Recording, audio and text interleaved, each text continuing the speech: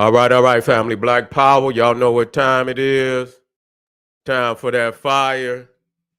Y'all already know the secret connection between Thanksgiving and Christmas. And we got all kind of tricks in the bag. So we gonna be touching on not just Thanksgiving and Christmas, but all the other holidays, occult ritual ceremonies that they perform throughout the year.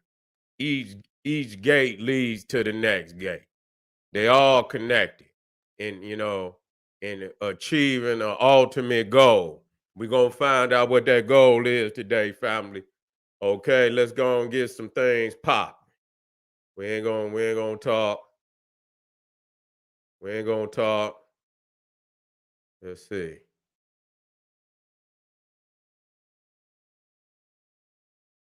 Yeah. Okay. I'll start right here. Yeah, we're gonna start right there. Let's do this.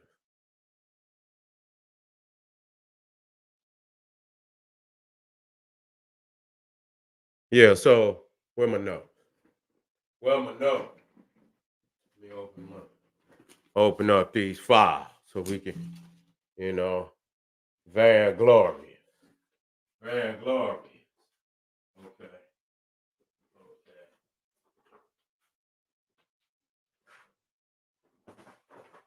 Yeah. Yeah.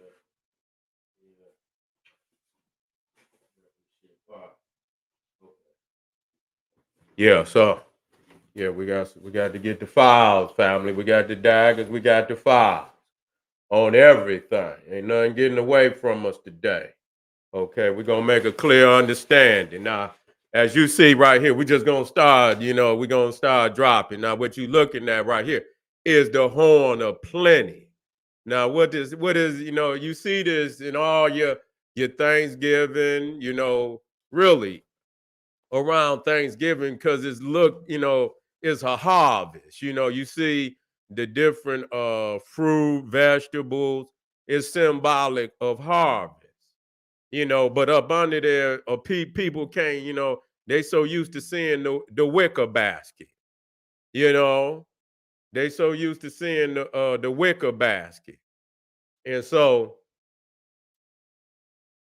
they don't even have the consciousness of what that really is. When you talk about the cornucopia, see, it's a horn, it's a goat horn, you know, and we're gonna get off into that. So when I say, that the goat worship is across the board. You know, the goat worship is across the board. Whether it be Halloween, whether it be Thanksgiving, whether it be uh Christmas, Yule, Santanelia, going into New Year, going all even up into what they call Lupercalia, which is Valentine's Day. But in ancient Rome, it was Lupercalia. And so at the where they did rituals and with the goat. You got Luper, you got the wolf there too, but a lot of the ceremonies is based around the goat, where they sacrifice goats, they cut the goat up, and you have baptisms and goat blood and shit and this that. That's what went on. Okay. And so that goat is something that they worship across the religious European religious spectrum. That's like one of the premier zoo types, you know, that you see in whether it's Greek, whether it's Roman, whether it's Viking, whichever, even into the Christianity and into the Islam, you see them, with the goat. You see that the Jews, they choice sacrifice is the goat, because they were already, all of them is an extension of Rome. And so they, you go back some generations on their ass and they still, they under Roman rule. We talking about the Rome of back then, they under Roman rule. You feel me? So they had that when we talk about the goat and the Saturnalia and all that. They had all those concepts, long time ago. They ain't just got them concepts. They been into that pan because they were a colony of Rome. They got temples of Pan and Zeus right there in Israel. Israel. Okay, you can go over there, and I showed it on one of the videos. Caesarea, Philippi. You see, Philippi, and so that's a Roman city. Where they had a little temple complex area. With Zeus, Pan. Pan had about 3-4 sanctuaries. Now, this is sitting in Israel. They found all type of statues of Pan, all, in the area where they find the temples. And right next to, I'll show you, right next to a lot of the vegetables, because the majority of, the sites were to Pan. He had three. He had three, and literally, the cave, it's a cave there, that lead, and they go down in there, and so they, having ancient rituals. You see, having ancient rituals down, and people say even human sacrifice, and they call it the gates of hell, because they associate Pan with with Lucifer, with Satan. And so, they both demented, that's for sure. They both, but that's sitting right over there in so when you look at, the Jew, and you see him with the goats and shit and this, that, and the third, you may assume that that's from out the Bible, that they think they shepherds, and they, that was from back when they were shepherds, and God know that was back when they ass was Romans, and they was worshiping Pan and shit, and the temples is still there. Don't be confused. This is their way of hiding it, because they know civilized African people see that shit, they gonna be in shock.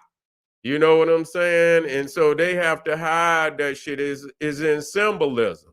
And so when you look at the cornucopia, now the story on this cornucopia, so just so we know this, we talking about the it's a goat goddess, that they call Almathea. Now, the story of Zeus is very similar to Jesus. When you think about how, Zeus had to flee Kronos, and Jesus had to flee Herod. You see, Herod is commanding all the, the baby boys that's younger than 2 to be, it's an infanticide. This is what Herod commanded. So, because he knew that the Messiah was supposed to come, and so he feared losing his power. So he sought out all the 2-year-olds and younger, and committed infanticide. But that's what Kronos did to his children, where he ate them and shit, and they have stories today about these people, and what they call blood libels, where, there's some type of sacrifice and shit, to make the bread of Passover and shit like that. You feel me? And so, it still continue to this day. But the cornucopia, let's get back to Almathea, which was a goat goddess that fed Zeus, and she, would never run out of milk. This is what they say. And so, they say Zeus was becoming so strong that it got to a point that he was playing with her, and he made a mistake and pulled one of her horns off. But because she was a goddess of I guess, plenty. You know what I'm saying? Never running out of milk. And so when he broke it off, he could eternally drink from that horn, you know, eternally. It will never run. That's why they call it the horn of plenty. And so now today you might see the wicker basket and shit. You might see the wicker, and that is to take off from the fact that it's a goat horn.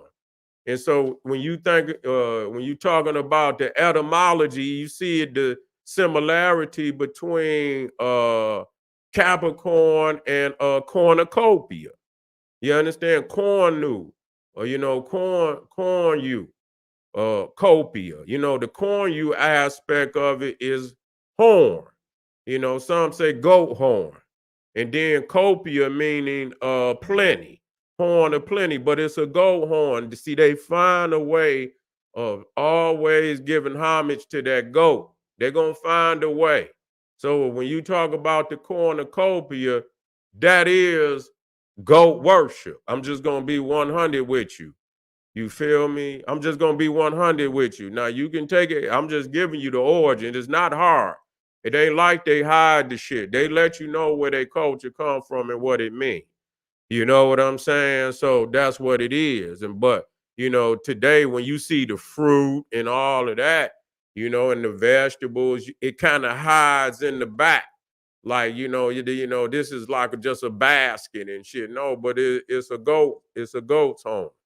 Or one of their more prominent deities. Now it's many of the goddesses and gods, especially those that was like harvest gods and goddesses, they also would be seen with the cornucopia.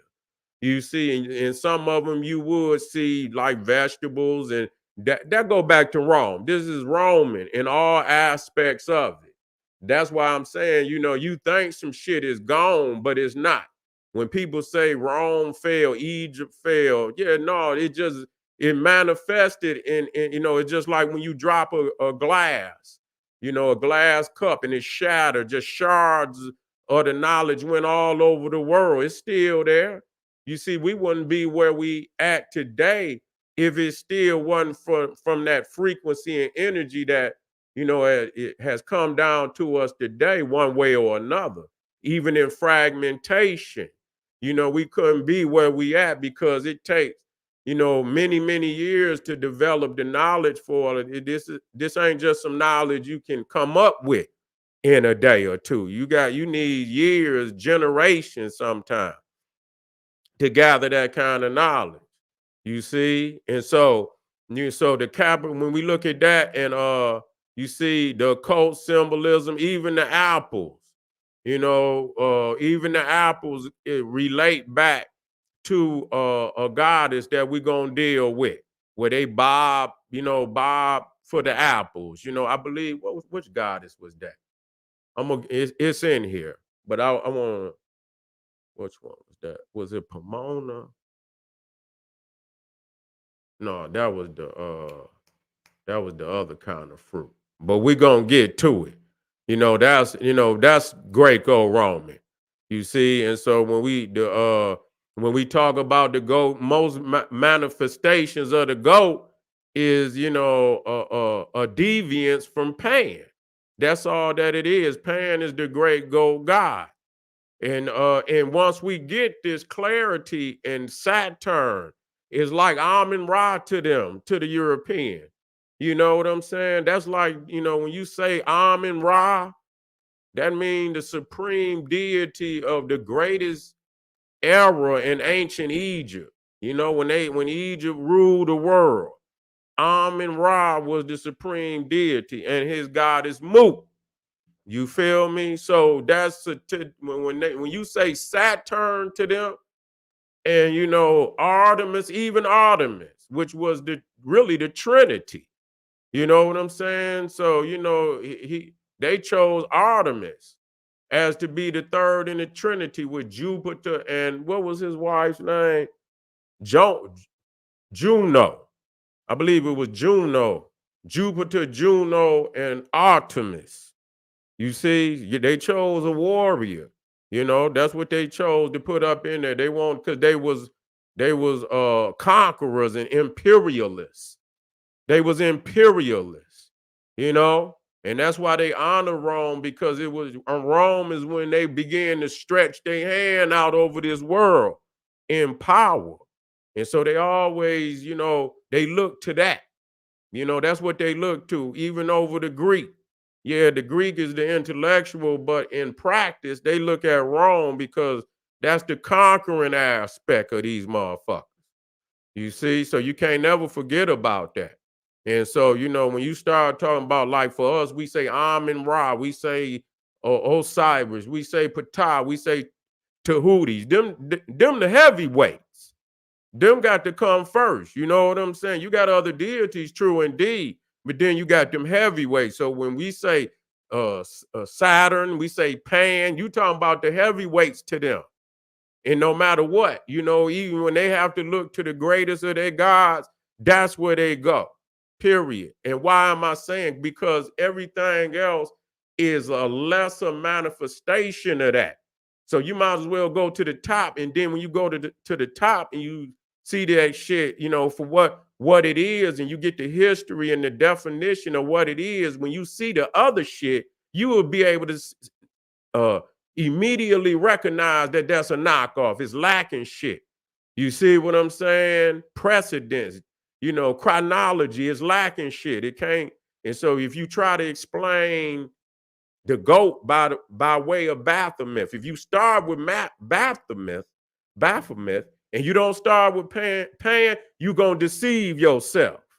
You're going to deceive yourself of the origin. You didn't cut out too much. You didn't start it in the middle of the book. You didn't start it in the middle of the book instead of going back to Pan. Okay, you don't. This is the Almathea. This is clear. This comes from the Roman aspect that they still have today. Capricorn. You see the goat is ruling now everywhere you look. So when January, I believe, or December 21st, well, actually it's the 22nd. The shortest day of the year is the 21st, and then the 22nd is the rise of the goat in the house of Saturn. You see? And so you're going to be there January, and they're going to hook up with Janus. They're going to hook up with Janus, all the demons, the Genu, or whatever the fuck, is Janus, but it's really Jinn. You see? It's really Jinn, because them vowels are interchangeable. So Saturn and Pan gonna hook up with Janus, which is the god of January. And it's very significant, the three of them. All that shit is not by coincidence. It's been laid out that way. And each house and each gate is leading directly to the other. Everything is linked up. Ain't none of the, like Thanksgiving is one holiday, and Christmas, separate in origin, but in reality, they're not separated. They are connected. It's the mask and the that's over the information that make it look that way. But when you go up under the root of it, like what I'm showing you here, you see that it's a direct current, that's running through there, the worship of particular gods, and so we see here, again, the cornucopia, and you see the lightning rod there because it's connected with Zeus, Amun. You see, Zeus, Amun. And so plenty. Now, that was when they came to Africa, a lot of people talk about Serapis, but they don't talk about Zeus, Amun, another Serapis, where they tried to put the horns on him, and make a composite deity between a Pan and an Amun, and it looked, demonic. You know what I'm saying? They didn't kidnap some science from Egypt, and they trying to put their face on it, but we know that what it is no different than a Pan type of archetype. That's what it is. And so when you talk about Capricornus, Capricornus, you see caper, goat, cornu, horn. That's what it means. Capricorn, goat horn. And the cornucopia is symbolic of the horn of plenty, the goat horn of plenty. So you see, it continues through. So you see, November lead right into December. You see, November lead the goat lead right into December, into along with the goat in Saturn, and then when you get to Lupercalia in February, it's gonna march all the way through. It's gonna march all the way through. So when the fall equinox come, you could just start counting Halloween, Thanksgiving, and then you got Christmas and Saturnalia, and then you got a lot of offshoot holidays up in there, Murmur's Day and all that other shit that's up in there that ain't, got an ancient connection that most people don't know about because they only had them type of, parades in like one city, like in America. You got Philadelphia where they had a Mama's Day, but that's connected to a lot of that older European carnival type shit. And they have all type of sick shit out there. They come out. That's really the foul, anything go type of carnival. And so that motherfucker right there with the damn the Mardi Gras, that kind of, you can't go to no shit like that because they're gonna really be themselves. You feel me? And so you see even what, and again, I'll just show you some up close. It says right here, mythology offers a multiple explanation of the origins of the cornucopia. One of the best involves the birth and nurturing of the infant Jesus, who had to be hidden from his devouring father Cronus, just like Jesus had to be hidden from the devouring King Herod in a cave on Mount Ida on the island of Crete. Baby Zeus was cared for and protected by a number of divine attendants, including the goat Almathea, nourishing goddess who fed him with her milk. The suckling future king of the gods had unusual abilities and strength, and in playing with his nursemaid, accidentally broke off one of her horns, which then had the divine power to provide unending nourishment as the foster mother had to the god. You see? So right there, you seeing something. That's goat worship. Ain't no other way around it. That's goat worship. The cornucopia is goat worship. That's where it comes from. So let's not play with it. Let's take it for what it is. Now, even the wheat.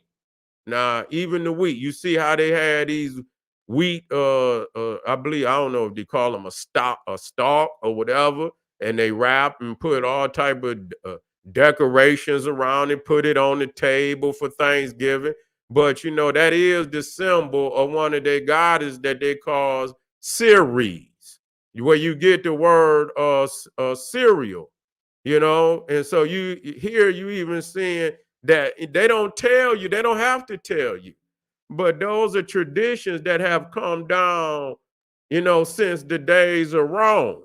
You got to understand that Britain was actually and I had to keep reiterating this to people, that this is not like, we saying something hypothetical. Like, no, Rome was rule Britain. Why am I doing that? Because you not far from them practices. I don't want, people think back to Rome and they look just straight to Rome, not knowing that everything in Europe was run by the Romans. So the holidays that they practiced in Rome was practiced all over the empire. So they was practicing Saturnalia in Britain for 400 years. Before the Romans even left, 400 years they practiced Saturnalia, Lupercalia, and all of that. So those, I don't want you to look back. I want you to look right there to Britain. They was practicing, and so you already understand that it ain't been that many years, for real. I know it's been, the Romans left Britain around 400, and so yeah, okay. It's been about 1,000 some years and shit. And, but that ain't even much longer than the Arabs being in Africa. They came into Africa around 678. You know what I'm saying? So, that ain't nothing but about 200 years really after, the Romans left Britain. It wasn't really that much long. So it's really comparable about, how much time the Arabs have spent in Africa and how long the Romans have left Britain. It ain't been that long. The effect is still there. This is what so when you get to the goddamn Santa Claus and the Thanksgiving, they ain't far out of them traditions. That's the same shit that they was practicing while they was over there. So they can put the mask on. See, America is a motherfucker. Because see, they know how to master all that, and when I say that, that doesn't mean that don't include us, but the economic thing, that's the thing they say America do. They say they package this shit to be sold. Economics, you feel me? This is what so when they thought about this holiday that's in December, they saying this motherfucker ain't making no money. You know what I'm saying? All they doing, I mean, this supposed to be a hell of a holiday. We ain't making no money on it. So, they ramped up they damn advertise, marketing, economics around that shit. You know what I'm saying? Around all of that. They have to breathe life into it. These is holidays that they wanted their own holiday. Yeah, but they're going to keep something from the old. They can't start off because some, customs are very dear to a people. They'll keep carrying that custom on for thousands of years. They don't leave from that, even if they lose the knowledge of how the hell they started doing it. Been doing it so goddamn long, they just by nature do it. And many get so far away from the origin that they don't even fucking know how it started. It's just a part of their custom that they might have a mythological origin or to explain it, but it's been in their customs for so long, it's almost like first nature. Okay, so you see here the corn stalks, sacred to Ceres, and she is a goddess of harvest. So is Saturn, a god of harvest. And so this is a harvest holiday. And so majority of those harvest Roman and Greek goddesses, they have found a way, if not through image, through symbolisms and so people know who that is. The European, they know who it is. They know who those symbols. You don't. It don't have nothing to do with, well, for Thanksgiving is more, I believe, a secular holiday, I believe, meaning that it's not religious per se, is for the thankfulness of the nation. So it's more of a national holiday than it is a religious, like a Christmas or something like that. You know what I'm saying? And so, but everything has been created on the spot, to give, America uh its own holiday that they could say, oh, this is American and shit, this, that. But no doubt that they took from the Celtic, they took from the Roman, they took from the Greek. Why am I saying this? Because this is what motherfuckers is spending their money on. This is what the fuck you want to do with your money, your time, this shit right here. Some people think it's about the pilgrims, and they don't have no idea. None we talk, and it can be proven because they'll tell you what it is. You know what I'm saying? But a lot of people, they ain't gonna even go that far to even want to know why these things. They just like the European. It's custom. It's been going on for so long that it's by nature that this is something that they do, and they really don't know why they doing it, but they do it because they seen their parents and their grandparents do it. Okay, and so when you get here and you come in here, and this is like a arts project for your children. I remember we used to do these things. You try to make a turkey and shit, and you cut it out on construction paper and this, that, and the third. And see, the thing, what they do is that, if you do the leaves and this, that, acorns, you bring that in and this, that, and we'll go out in the front of the school and get those things. We come back in, we make art projects around that time. So you'll see papers of leaves. Y'all got children, y'all know this old shit. They do that and they continue to, but see, they know that really it's about the oak. You see, they got some sacred trees and shit. You know what I'm saying? And they got some sacred trees that, yeah, you can get a leaf, and they'll have reefs out there that little, reef decorations that they create and this, that, and the third. But the higher up is the oak because that is like one of the more spiritual or divine. And I'm saying it not as for them, that they recognize, the oak tree. And so they, a lot of times they'll have the oak leaf and the oak acorn. You see, higher quality. This is what they want. And that is because that the oak tree was sacred to the god Thor, also Jupiter and Zeus. And when you realize that, I say those names together because as they cross over from, the Viking into the Roman into the Greece, these deities is primarily the same deity in a different, European religion. So Thor and Zeus and Jupiter, because they was gods of storms and lightning, and so they equated them the same. So even when they changed the names, Thursday was Thor. I know Thursday. Who was the god before that? That his name, because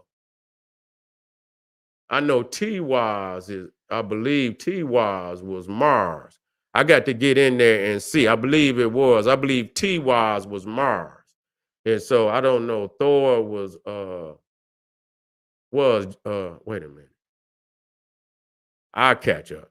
I get it. I get it. Let me get down here.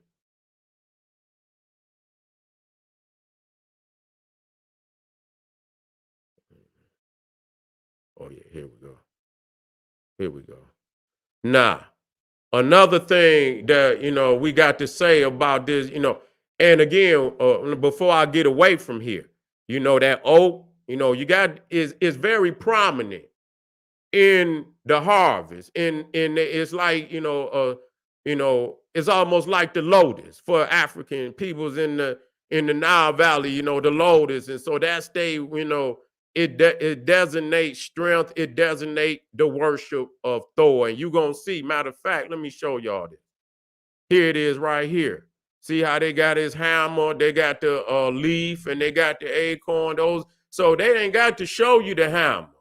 They ain't got to show you the hammer and none of that. But they know what it means. They know what it means. So, like I say, your baby will be in there and they'll be using the leaves and and the acorn, and even if they can't get an oak tree, that's what it's symbolic of. And the thing is, what we have to understand is that Thursday, we talking about Thanksgiving, which is, it falls on a Thursday every day. Every Thanksgiving Day, every year, Thanksgiving falls on a Thursday. It falls on a Thursday, which is in the only one that falls on one day every year forever. You see, because and we'll break that down. So we know that even in the Nordic, we got to say what it is because this is a Nordic holiday. There's no way for me to explain a Nordic holiday without getting to the root of what it is. Okay, the turkey is seeing gobble gobble, but the symbol that you're looking for there is that oak, and it says that the oak was voted America's favorite tree. That just show you how powerful it is. You see that? The oak was voted America's favorite tree. And so and okay, and so even so everything that come off of it is prize. So when you can, if you already see, so when you go out there and they selling them reeds, and if it's made of oak leaf, and oak, that motherfucker worth more. You see, it's worth more. Just know that. So we can go out there and get a leaf from off any goddamn tree to do our project. But when they, that's something, because that's a part of their rituals and ceremonies that motherfuckers don't know about. Oh yeah, here go a couple down here too. Mm-hmm. Here go a couple down here. You see now this is old Saint Boniface. Now this is the tree that, because these is the pagans, and we talking about and the European is pagan, and it don't make no difference. They calling other motherfuckers pagan, they pagan too. You understand what I'm saying? They ass is pagan. But when you talking about the Celtics and them Nordics, worshiping in them groves and sacred groves and trees and shit. And it ain't about us not doing this, some of the same thing where we had trees too, but this is specific. We know exactly what this is. This is another culture. And just because we do trees, I mean, this is life. This is the natural nature. So people's gonna tend to have some traditions that may be similar in the sense that they venerate trees. Well, that could be a coincidence. You see what I'm saying? And the reason why they identify with the tree and why you identify with the tree is two different things. So I don't want people to surplant, cut and paste and say, oh, this is what we was. No, it's something totally different. Even though we use those same elements, we had different interpretations than what they had. And so this tree is the tree of Thor, and the Catholics knew that they had to break those Viking Celtics people from worshiping these idols they considered idols. And so because this was an actual symbol of Thor, as if he lived, his essence was a part of this tree. St. Boniface went over there and chopped that shit down. Like, this is the end. And so this is like a cryptic message that this is the end of paganism.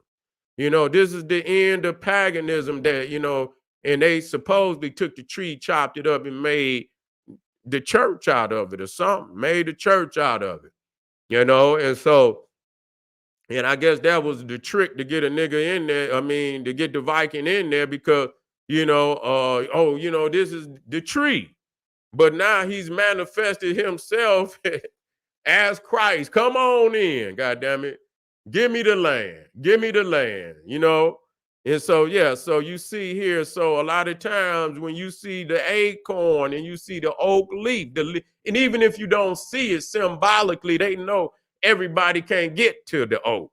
You understand? Everybody can't get to the oak. So any tree or do. So when you understand what them leaves is from and what it means to them, matter of fact, the Celtic tree of life is the oak tree. It was the most sacred tree of all. You see, even there, the Celtic, the Druids, that was one of their trees of choice across the board. The Celtic name for the oak is dower. Okay, is the origin of the word door. The root of the oak tree was literally the doorway to the other world, the realm of fairy. Did you hear that?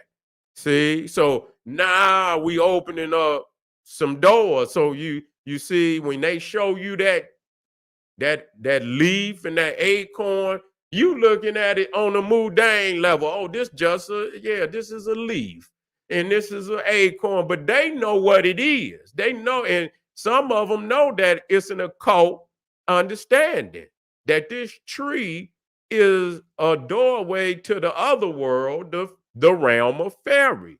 And now when you go get your wreaths and you know what I'm saying, and all of that, you know what it's connected to. Don't play like this just a fucking tree decoration or something. No, it's symbolic of something. It's symbolic of something. And so we understand it. I just want you to understand what you're putting your energy in. Okay? This is what you're putting your energy in. Now, You can't take this shit lock, stock, and barrel. And you're gonna take it lock, stock, and barrel, and you're gonna practice every motherfucking thing. I leave all of it. Some of it could be generalized to a certain extent. You know what I'm saying? Everybody need clothes and shit, and shit like that. So if you want to buy yourself an extra, couple outfits and shit, I don't see it because you're gonna use it anyway. You understand what I'm saying? But all this, symbolism, all on your wall, all on the door, all in your living room, everywhere. You just gonna consume yourself and all this shit, and you ain't got no idea what it means. Man, please, you got all type of erratic frequency over your head. You know what I'm saying? You have all type of erratic frequency. Some see here, they got the oak trees right there on the stained glass.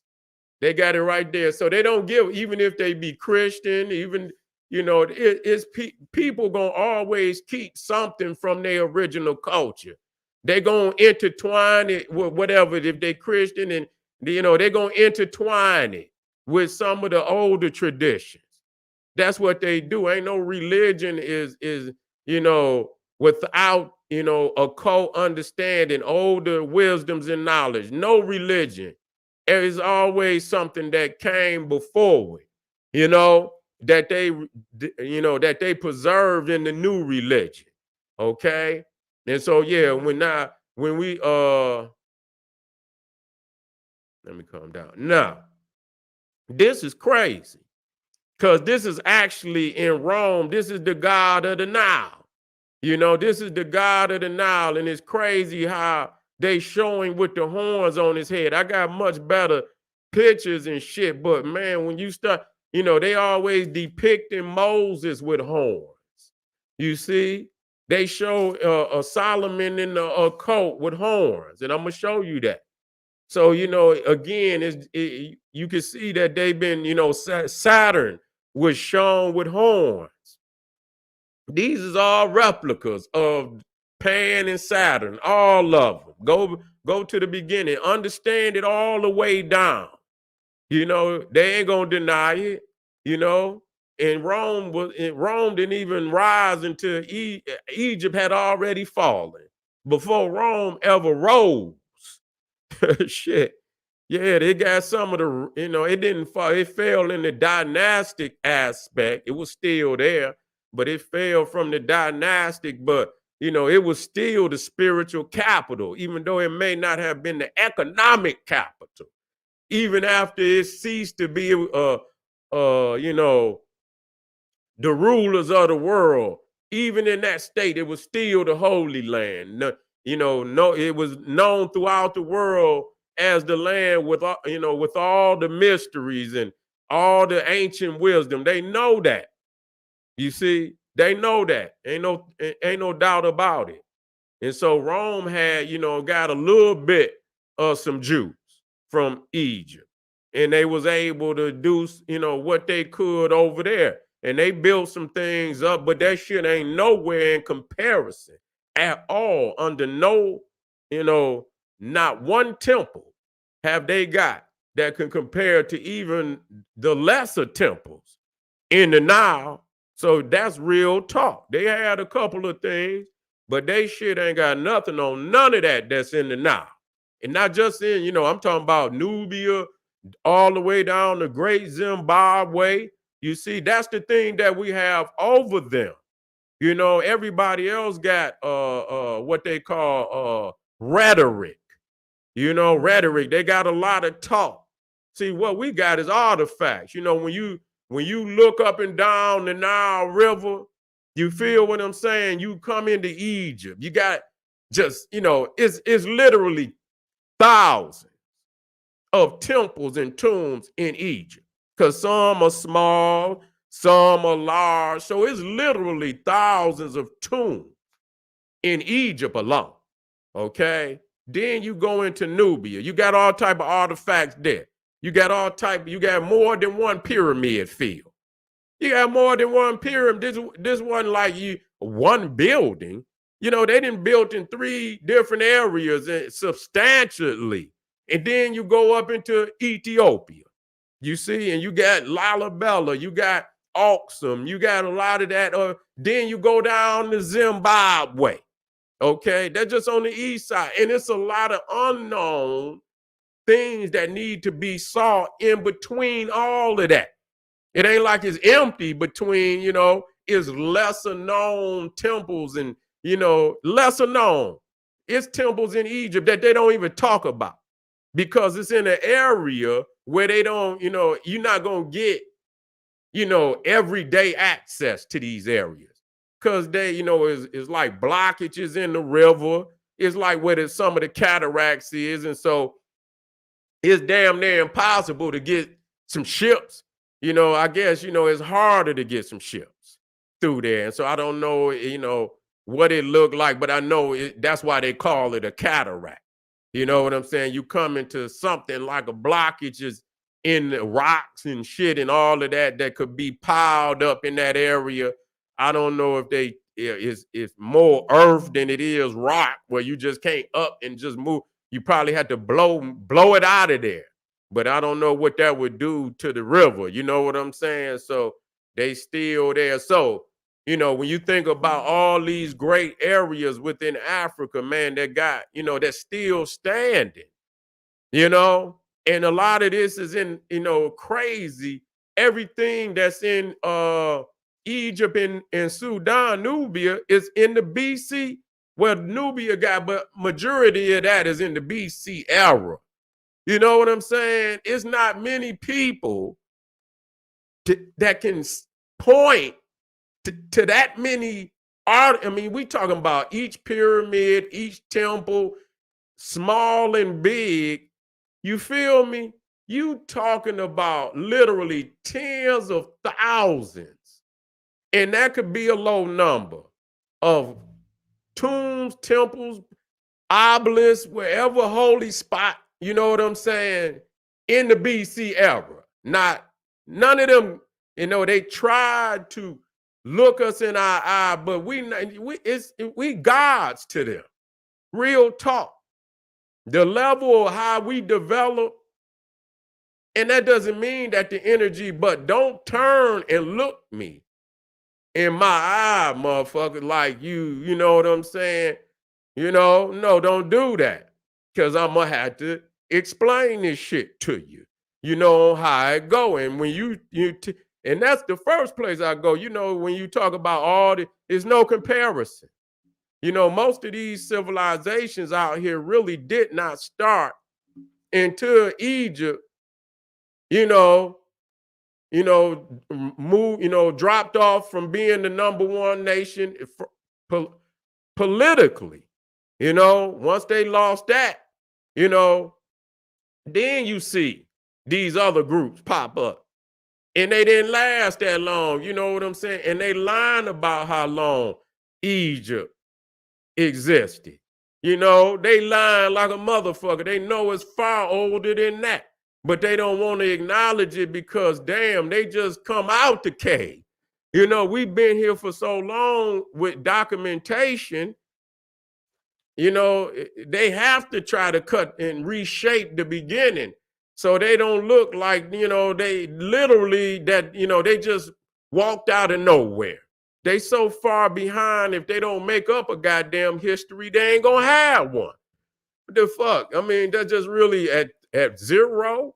That's why they started there, because they know that's when they really came on the scene. Okay. And so, yeah. And, and another thing which we'll talk about is, the similarities between Zeus and Jesus, both from not only fleeing from a murderer, but many of the images that they show of Jesus being in swaddling. And they say that Rhea, Zeus' mama, wrapped up a stone, and they show it wrapped in swaddling, like it was a child handing it to Kronos. And so you see there's a lot of similarities, and these are composite deities. You ain't gonna find just a clean, all the characteristic, because with a composite deity, you are taking this deity, adding that. So you have to break down the different aspects and who it belonged to. So it might not, you might have maybe 4 or 5 from Zeus. You'll have a few from Hercules. You'll have a few from Thor. It'll be certain aspects because it's a composite deity. Jesus is a composite deity. That's what he is. You had to break him down because he has many, he has stolen, and we just gonna say amalgamated. That's how it is. But don't act like you just came straight down from heaven and that and you ain't no system, of education on this planet had nothing to do with those teachings that is in that book that you claiming to be yours and authored by some god and shit, so you can violate people's copyrights and shit, stealing their shit, blaming it on a god. These goddamn laws been on earth since damn 10,000 BC, and now you want to come and copyright some shit and say God sent it. This shit been on the earth for 10,000 years. How the fuck God gonna send it in goddamn 200 BC, and Africans is practicing these laws damn near 10,000 years ago. They talking about honor thy mother and thy father. You can look up on the damn walls and see Isis and Heru, the mother and child. Not only do they honor the mother, they worship the mother. You see? Honor thy mother. They worship the mother. You see? So they were already into them concepts 10,000 years ago. So we have to go, when you know it from all the way at the beginning, that's what I call primordial. You talking about the primordial teachings, the sustenance, the shit that was most like the laws of nature, the cosmos and shit, being connected. You go back to the primordial and reset. Now you got to always do that. That brings you to the highest level of consciousness. That in the earliest days when they was, it was about, being one with the cosmos. That's what they was aiming to do spiritually. This is a different world now. And at least if you reset at the highest standard, when you look back on the world, man, they're going to look like midgets. You're going to see the cut. You're going to see the cut. None of them have been able to put it all together like us. And the facts is there. We see it, And when we rule, people would blow people's mind because they talk about the pyramids and say, oh, look how great and how long these pyramids been on the planet. Damn near 5,000 years.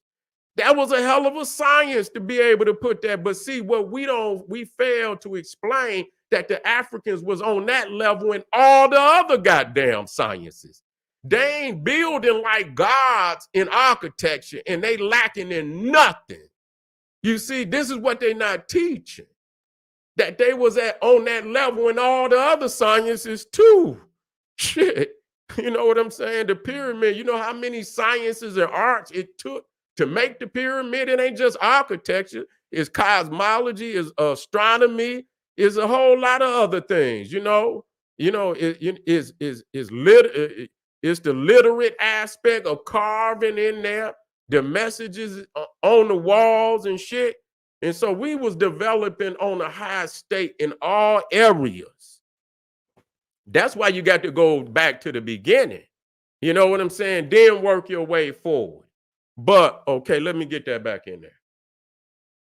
But yes, this is let me get this back up in here.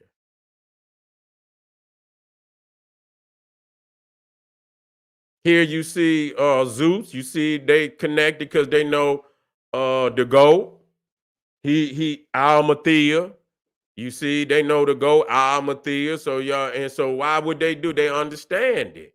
Now the crazy thing is that a lot of aspects of Santa Claus is, because it show you that they venerating Thor in more than one more than one holiday too. It's Thanksgiving, and he's getting some of Santa Claus, a lot of attributes of Thor. And we're going to say that because once you understand that Santa Claus is a Thor archetype, even though Saturn, I'm not going to talk about Saturn right now. I'm going to just talk about Thor because there are some aspects of Odin, his father, is some aspects of Zeus, is some aspects of all of them where the particular similarity is maybe unique in that relationship. You see what I'm saying? So you have to explain them different. You have to explain them different. We know that Thor and Zeus, Thor, Zeus, Jupiter, Baal, that they all gods of storms, and so they equated them. You know what I'm saying? That was one of the similarities. But then you got other areas where it might only be a similarity between one particular deity. This is a composite. So that just show you how many people got their hands in your pocket as far as, you know, your belief system. Now, you can see here now in one aspect, when you see that this to the right, that's Odin. That's the father of Thor. Why am I talking about Thor? Because the Vikings also rule Britain. And it's a heavy influence on a lot of what's going on over here.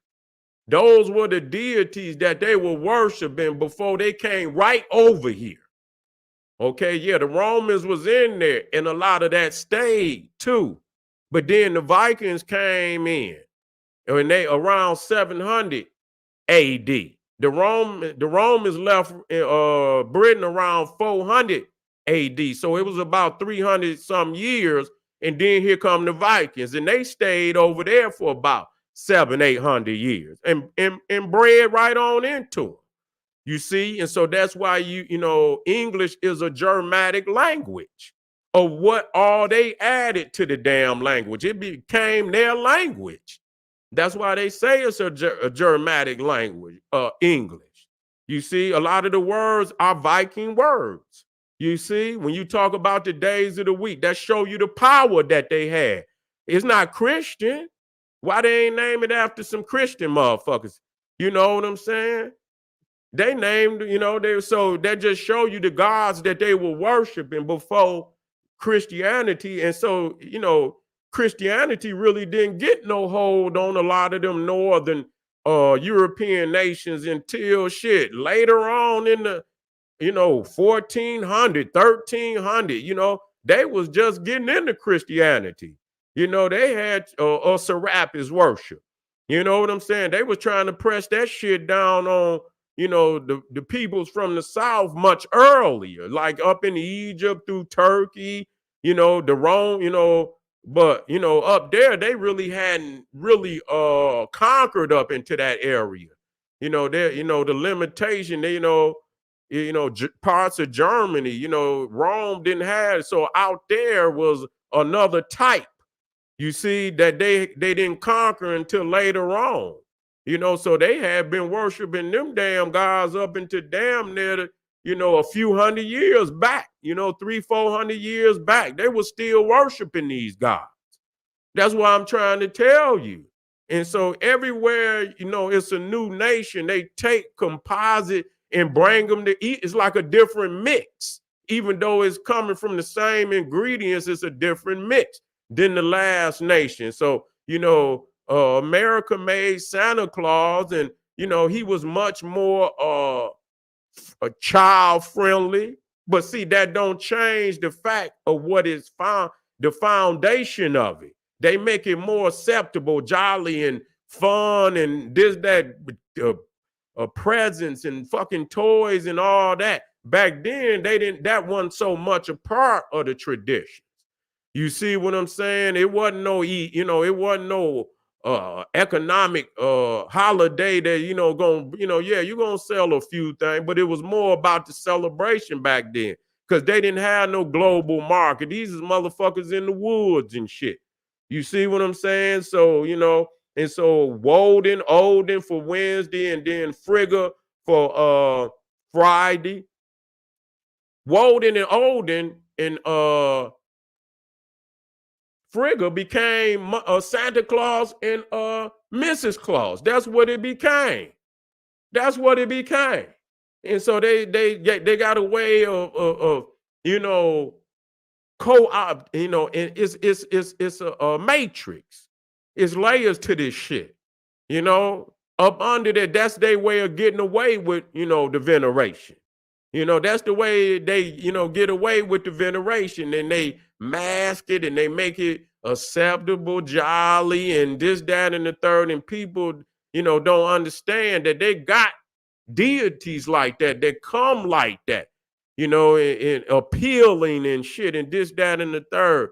Just so they, you know, at night they could be dragging your ass to hell. You know what I'm saying? They got deities like that, and you know, so you got to watch it. And so you see one of the aspects of Thor flying through the air. You know, you see he got the goat. You know what I'm saying? Why is we on Thor? Because this is this holiday coming up.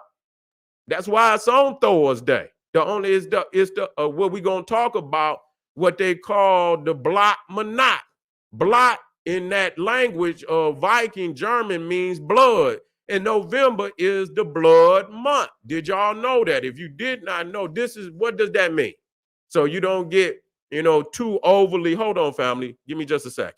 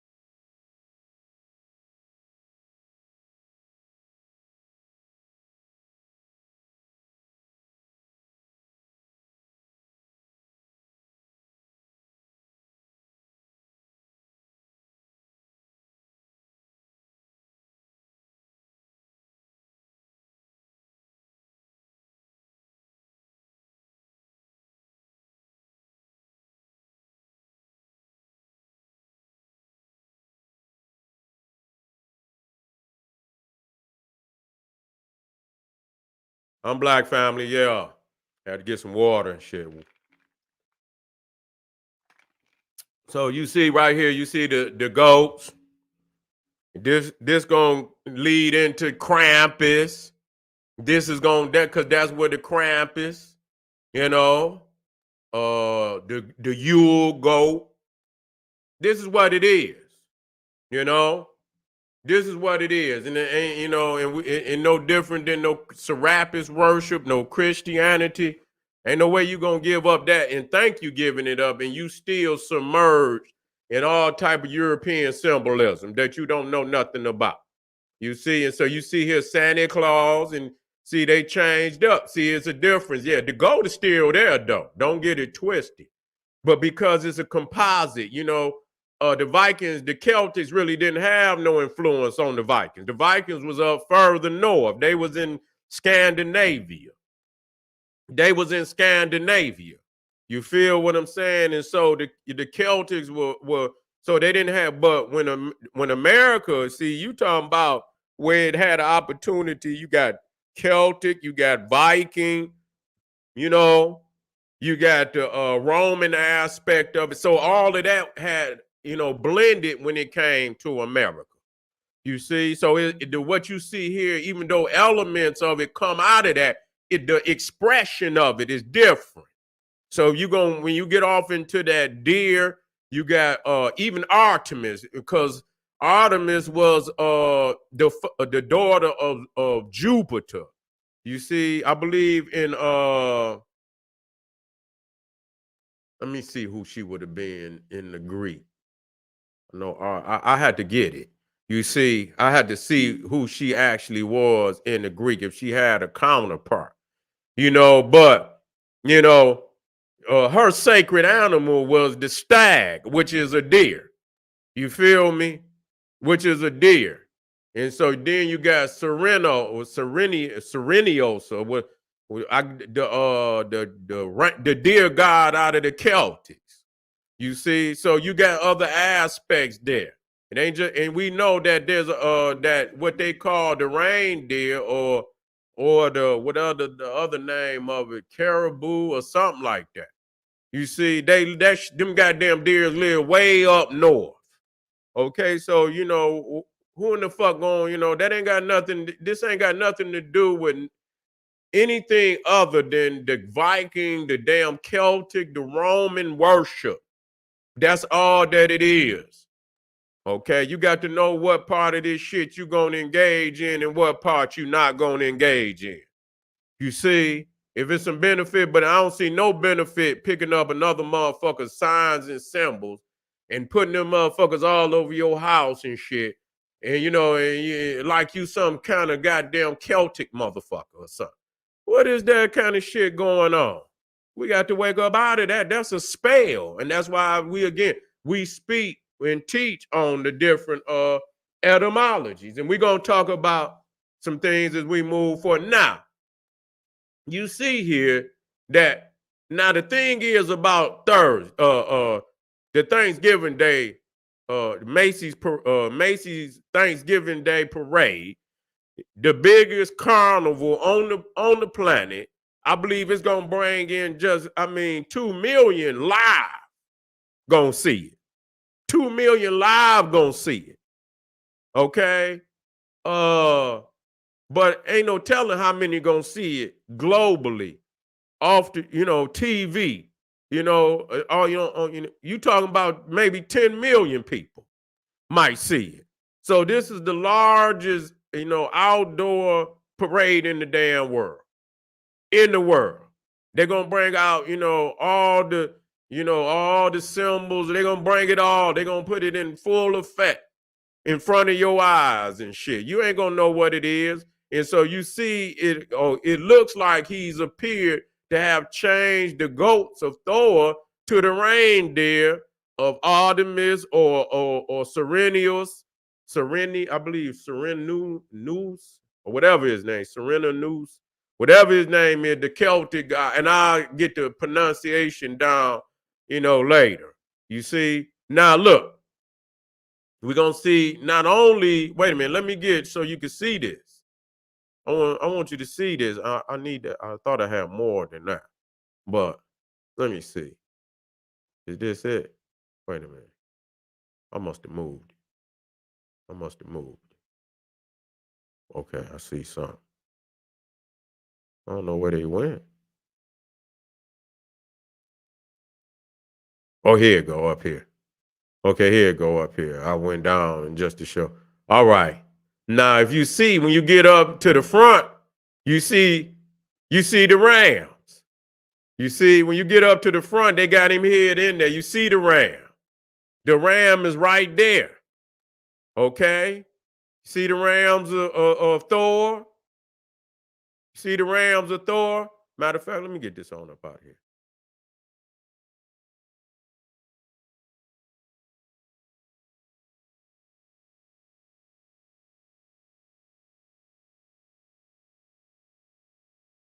Hold on, fam.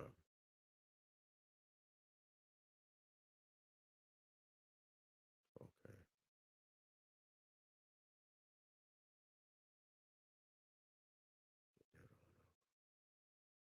Okay.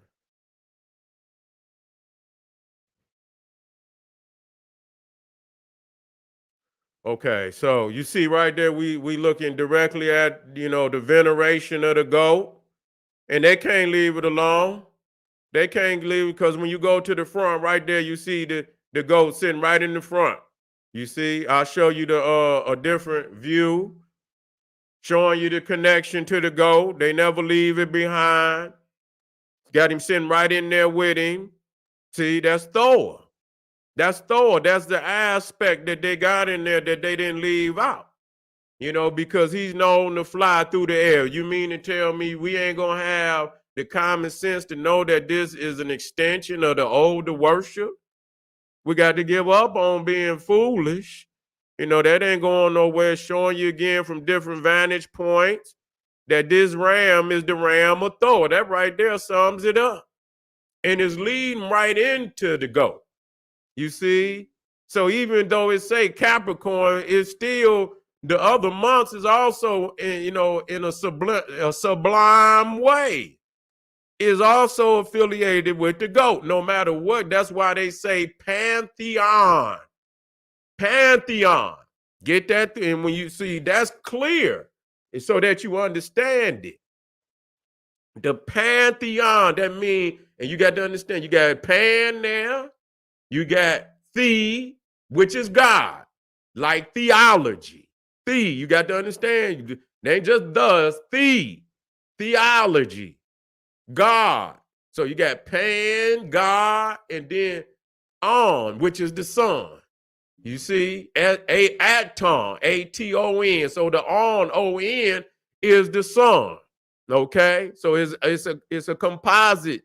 It's a composite.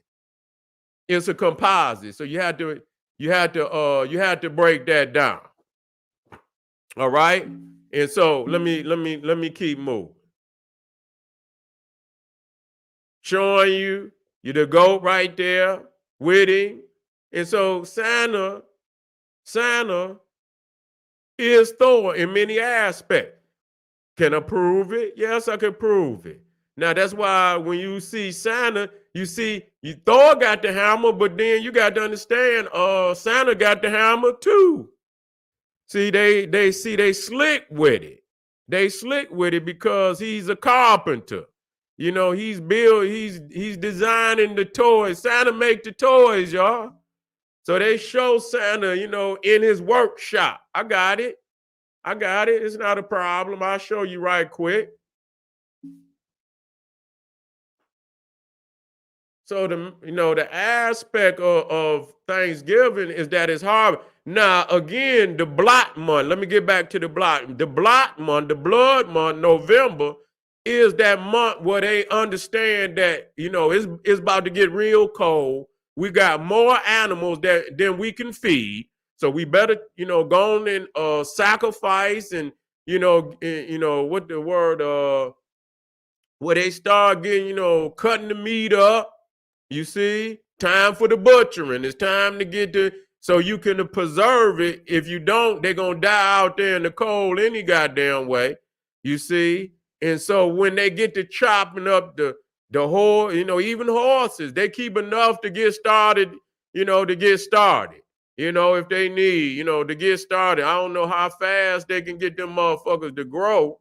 You know what I'm saying? I guess and then they start letting them have babies and shit, maybe, at a certain time where it's maybe a little cold and it'll be warm in a little bit. And so maybe they get a head start, but that's still not a full year. I don't know if it's just a number that they come, a decent number where they can keep going and, have some meat for the winter and enough to keep going, enough old ones and enough younger ones that's about to be mature. I don't know how they do that. You see, but I know that November is the sacrifice month where they, not only are they cutting up the meat, they are also making homage to the deities for a great year. If they had a good and plenty, and the harvest was wonderful, and you know what I'm saying, and all that, not many of the animals perish. You was able to benefit. Then you bring harvest. You bring sacrifice to the deity, and so the main deities that they would sacrifice in Black Month was Thor, was Odin, the major gods and goddesses. And Thor and Odin was most definitely a part of the blood month. Okay, they were the dominant deities. So it's not a coincidence that it's on Thursday. You see, this is Black Month. This is harvest month. Okay, that's in matter of fact, let me put it on that. I got it right in here that explain that. Okay, I got it. Yeah, here we go. Here we go. I needed this one open. Let me drop a couple jewels in here. Where's that at? Yeah, let me drop a couple jewels in here.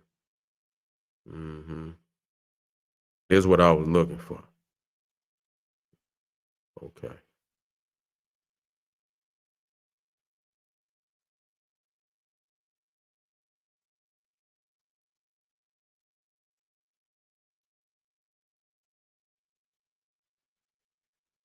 Okay. That's what, okay. Where is that? Where is that? Here it comes. Here go one. Let me drop this on in. So when you see Thor with the hammer, you see Santa with the hammer. He was also a carpenter. He was also one, that make the toys, and so that's where you get the elves. You see, that's where you get the elves, and we know that when you dealing with the Canaanite god El, that's what you're dealing with. Here's another one to show you. Thor and where'd it go? I just saw it.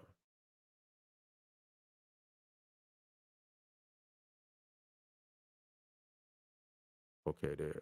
Well, yeah, there you go. There you go. There you go. You see, the hammer is the symbol of the craftsman. And that's where you see Jesus. You see, he was also the carpenter.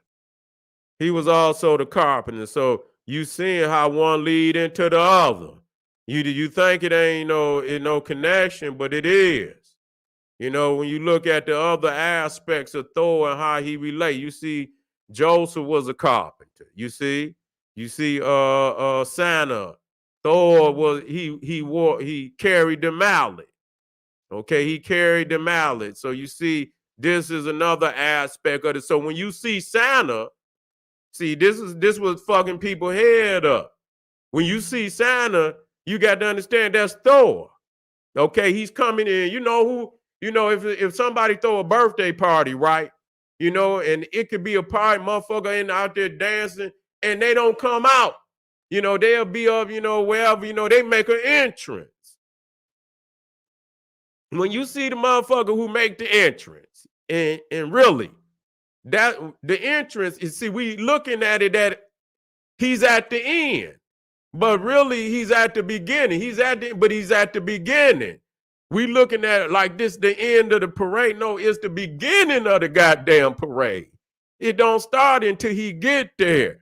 You know what I'm saying? Everything else is just, that's confetti. You know what I'm saying? So it didn't start till he got there.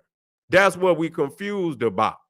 So it's just letting you know that this is an entrance, that there's a train of more symbolisms, and that's gonna lead to another aspect on the link. It might be considered one of the greatest of all the links, because it's Saturnalia, it's Yule, it's Christmas. For anything other that for Christianity, this is looked at as the birth of their great savior, Jesus Christ, but understanding, that he's a composite deity, and that Thanksgiving is like an opening of the next, gate.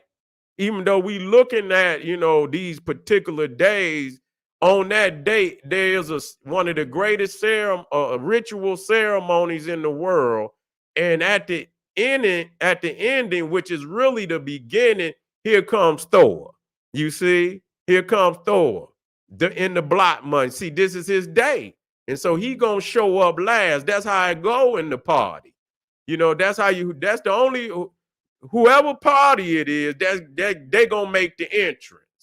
Okay, at the end, everything gonna stop, and and then you come in and you make your entrance. That's what it's about.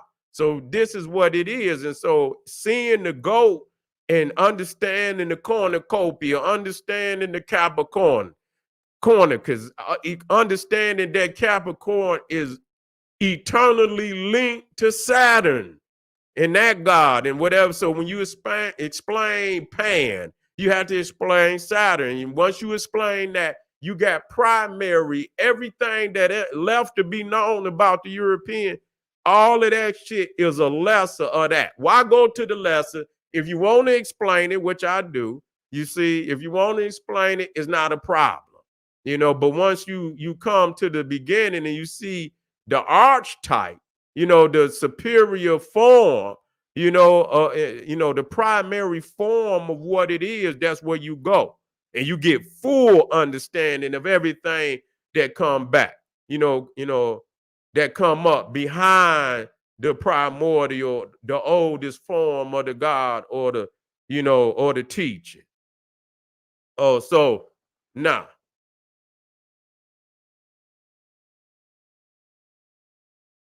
Okay, I did have some jewels over here that let me get some from over here. As a matter of fact, this is another aspect of it too. This is another aspect, and then this one showing, the elves. Now, this is very significant too. You know what I'm saying? To show you, and see, these are jewels right here, family, for real.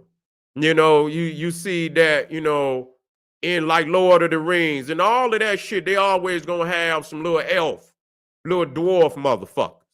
And we got the Twa, but what I'm saying is they got that one aspect of the dwarf, and so you see Santa got the elves, Santa got and the thing about it, that in the Nordic, it was the elves that made Thor's hammer. If you watch Marvel Comics, the movie, it'll show you his name was Eitri. Eitri. He was the one that he was an elf, even though they made him giant, he was an elf. You know what I'm saying? He was a short dwarf. Okay. And so it's the same aspect with Santa having the elves. And the fact they call them elves, and you see in it the the Canaanite deity. It's composite. It's on different levels. You have to break it down. It wasn't no clean cut. They took from everything and they put it in the pot. So, it's a lot of it that, it's a lot of it that certain deities, they might only have one or two characteristics. Some you might have 7, and you can back up that they did borrow. There's no doubt about it. There's no doubt about it. But let me get over here and drop another. Did I drop that one? I dropped that one already. So even the elves, you see Santa and here's, aspects of the elf, and that hat. You see, that hat is very significant. That hat is because you see many of they little troll deities in for Christmas, like the one they call what's his name? Damn, what's his name? Start with an N. Net. What's his name? Wait a minute. Nissi. Nissi. I believe that's his name, Nissi, which is a little troll. Well, he's not a troll, he's a dwarf, little elf, a little elf like, come around during the holiday. You had to put something out there for him to eat. If not, the motherfucker start doing mischief shit. You know what I'm saying? Make shit hard on you. You know what I'm saying? And so that aspect, the elves that they made, they most definitely went over into that Viking shit and got the elf. Now, the one thing about that, they got an elf here and there, but this was the first time where you seen that, you know, you had, Santa just had a whole workforce of elves. No previous, you know, Santa type, such as Father Christmas and Santa Claus. They didn't have the elf aspect. That's something that's more American, but it's still rooted in that. But they changed it. You see, they changed it. You got some different occultists that want to create and put their own thing together. So they're gonna take different symbols to make it unique. So that was one aspect. Nah, what's crazy? Let me. What I want to add to that offer here. Yeah, here you go, right here. See, came right to me. So that's another one. You know what I'm saying? I believe his name is Nissi. He's a little short motherfucker. You know what I'm saying? And he was very popular, but that's where the elf hat come from. You look at Santa Claus, he didn't have that. He just had a nigga back there with some pulling like they always do. They replaced a Krampus when Krampus became too much. It was just so obvious that they was into all type of, demonology and shit and all of that. They was into that, even with the damn Christianity. They was, so that was too obvious. So they replaced Krampus. They moved him to the previous night, just gave him his own fucking night, and then put the nigga in there and got him pulling the damn bag. You see? You keep going back, but Santa Claus was along with is really where you get Santa Claus. I believe the Santa Claus is the Dutch, and Santa Claus is the Germanic expression. It means the same thing. So this is where Santa come from. But see, he on a horse. See, you got to follow that shit in concession. Santa is the last type. He's the last type. So the last one gonna be a sum of the all. You feel me? He gonna have some of all of them, because he last. He get the aspect of all the different cultures and in one many times. And if he end up supplanting their ass, he ends up changing their ass. Santa made motherfuckers mutate all that shit. They had to function like America to continue, because when the kids seen, the children of America getting all these toys and shit, they were like, fuck that, we want some toys too. You see? And so that just co-opted their whole culture and shit, to where they had to make have some aspect of Santa, even showing Santa coming over there hooking up with them. They didn't throw away the older one. They just intertwined them, some way, somehow. They found a way to do that. So we understand. And so, yeah, they replaced Krampus with Black Pete, and that all play into, you see again here. You see now Odin rode the horse. He rode an 8-legged horse that they call Slippinger. You see, they call him Slippinger, but you see how the Santa Claus, where he's on the horse, is closer because you going back. You see, you going back. When they made Santa Claus, he was really coming directly from Odin and Thor.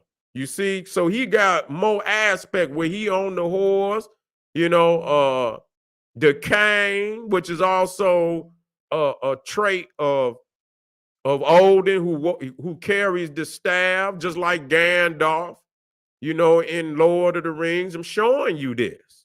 He's more of a sorcerer. So that staff is a symbol, just like the wand of a higher, a mystics or magic. And you know what I'm saying? So you see there, that's what that is. So you see Santa Claus is closer to the original. Okay. They co-opting, but they ain't changing so much because when, some of the ones that convert over, they see it. They're going to say, oh, that's Odin. Even though the motherfucker got on a Catholic hat and some damn, but that's Odin. And they know Odin was a shapeshifter. So they find some way to say, oh, that's Odin. Because they know it is, but it ain't. They didn't usurp him. It is, but it ain't. They say, the Catholics say, we're going to let you keep that.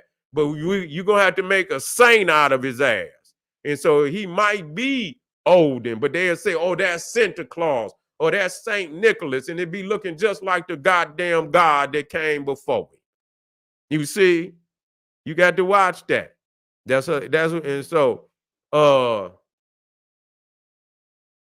wait a minute, I didn't even drop it in. Here it is right here, family. I got to stay and make sure that I get that over there. But that's Odin, and that's Santa Claus. And I'm sorry, y'all. I'm gonna stay focused on making sure that I'm on like 2-3 different lectures and shit, and I forget which one I'm on. But you see right there, that's Odin. You see Santa Claus, and seeing that he's closer. He's not on the reindeer. He's not on the reindeer. He's not left there. So he's still on the horse. He got the manifestation of the horse and look just like Odin. And again, like I say, Odin was a shapeshifter. Zeus was a shapeshifter. So they can change into any damn thing. And so you see here the goat of Thor, later to become Krampus. But that's what you got up on when you talk about the corn, because it's also connected to the Vikings. Okay, the horn. Now let me get that in there. Let me put that in there. I don't see why it ain't over here already. Let me see. Yeah, it is. Yeah, it is. Yeah, it is. Yeah, it is right here. I took some shots. Yeah, so you see right here the horn. So when you think of cornucopia, see I believe it was some god that challenged Thor one day to see how much goddamn he could drink. He could drink, and so he I guess he bet him that he couldn't drink the goddamn ocean. This motherfucker and this horn was connected to the ocean. And that whoever drunk from it, it's an eternal drink. It'll never goddamn stop until you drink everything in the ocean. You see, it's almost because they was into that beer shit. They was into that beer shit, always drinking, and so that was one of their concepts. That they believed in. And so also the cornucopia is also connected with the Viking. And so you see here, this is a goat horn. Here. This is a goat horn. In the Viking culture. So when you talking about that cornucopia, you also talking about some of the Viking aspects. You talking about some of the Viking aspects. So again, that this is things that they don't talk about. You see the goat horns. This is also Nordic Viking. So they got that go now. It's it's the same, but they got bigger horns. Sometimes they're used, but by choice of what's sacred. The goat of Thor is sacred. That's the that's the premier. That's the premier. That's the symbols of the greatest of the deities. So of course, if you got the goat horn, then that's the one of choice. That's the primary one that they look for when you're talking about the highest standard.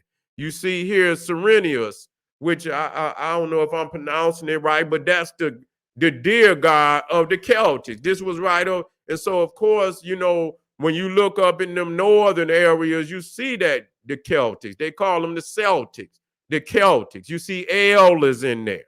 You see, because they say that somehow the Phoenicians had come over long before they was in there. Gaelic. You see L is in Gaelics.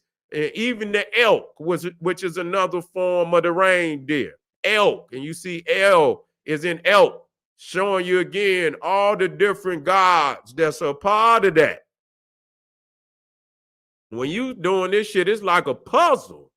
You know what I'm saying? It's like a puzzle that you putting together. Okay? And so that must be understood. Let me get up here.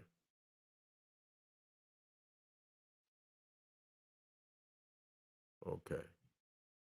And I'll show this. I need to show this. So you can understand again, November being the block month. Now it's been documented it was also human sacrifice. Not just animals, but human sacrifice. So you already know what type of frequency you fucking with. In this November. Ain't nothing but death and blood and shit. It's a bloody month. Because they're going to be cutting up all that shit and storing it. You know what I'm saying? And you see here, let me get the other one. This is another symbol showing, that they, you about to cut the pig up. But this is a symbol of block. Yep, there's time to go on and get that shit chopped up and get it salted down. You feel me? Get it salted down.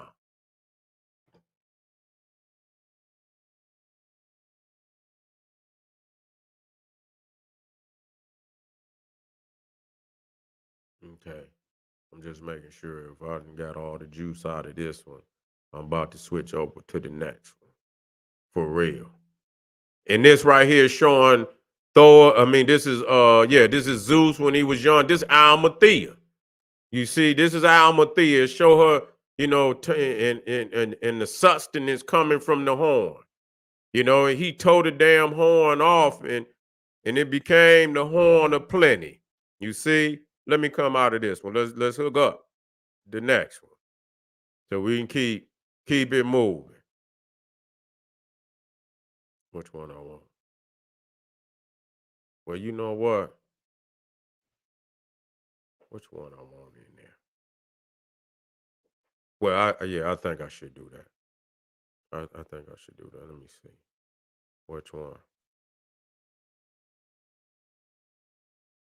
Yeah, I might come over here and work some. Yeah, let me do that one. Janus, Saturn.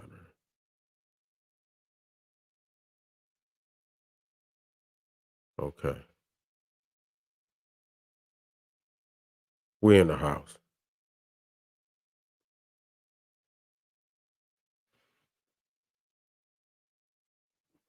Hold on, family.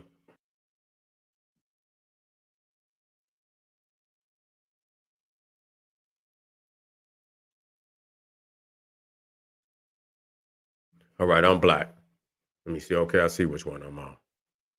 Yeah, and so and as we talk about Thor, we got to also understand that we got to talk about the Saturnalia because when you see Santa coming in, that's just, that's an entrance. It's not a, it looks like an ending, but it's really a beginning.